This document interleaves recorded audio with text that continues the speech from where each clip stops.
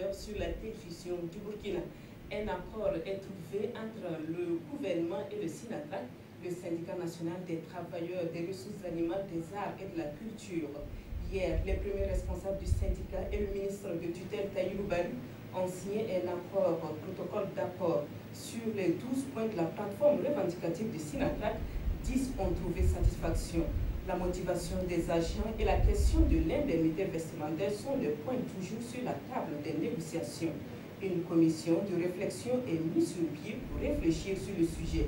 Le SINATRAC suspend donc son mot d'ordre de grève illimité entamé depuis le 3 juillet dernier. L'Organisation internationale des migrations anime depuis ce lundi à Ouagadougou une session de formation sur la protection des migrants vulnérables en Afrique de l'Ouest et du Centre. Des milliers de migrants, majoritairement des Maliens, ont trouvé refuge sur le sol burkinabé et cette formation vise à renforcer les capacités des institutions étatiques locales et privées dans la lutte contre les phénomènes négatifs des migrants afin de garantir une cohabitation paisible avec les populations burkinabées. D'un coût estimé à plus de 3 milliards de francs CFA, le projet est financé par les États-Unis. Le comité technique de suivi du projet Sina Bagou s'est réuni hier à Tienkodro pour examiner les performances et rectifier le tir. Sina Bagou est un projet d'assainissement durable qui intervient dans 14 communes rurales des provinces des Balais et du Koulpelogo. Avec le soutien de l'Union européenne, le projet a réalisé dans ces localités au moins 17 000 latrines au profit des populations.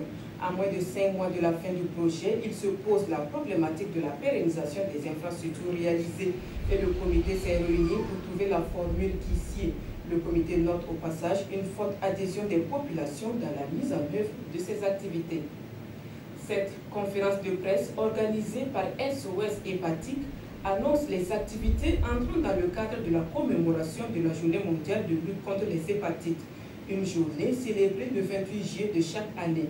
Pour l'année 2017, le Burkina a opté de se pencher sur le thème « Éliminer les hépatites virales au Burkina Faso d'ici à 2030 », opérationnaliser le plan stratégique de lutte.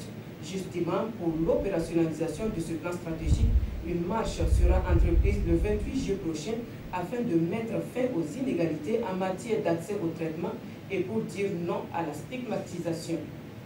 Hors de chez nous, Doha a signé ce mardi un accord avec les États-Unis sur la lutte contre le financement du terrorisme. En effet, l'Arabie Saoudite, les Émirats Arabes Unis, l'Égypte et le Bahreïn accusent l'Émirat gazier d'apporter son soutien à des groupes extrémistes et d'entretenir des liens étroits avec l'Iran. Ces pays demandent entre autres à ce que la chaîne Al Jazeera soit fermée, de même qu'une base militaire turque située sur le sol qatarien. C'est donc à la lumière de ces accusations que le Qatar devient le premier pays à signer un programme avec les États-Unis pour lutter contre le terrorisme, a souligné le chef du gouvernement qatarien. Voilà qui met fin à ce flash de 18h. Merci à vous qui l'avez suivi. Adama Koulibaly vous retrouve à 19h pour d'autres informations.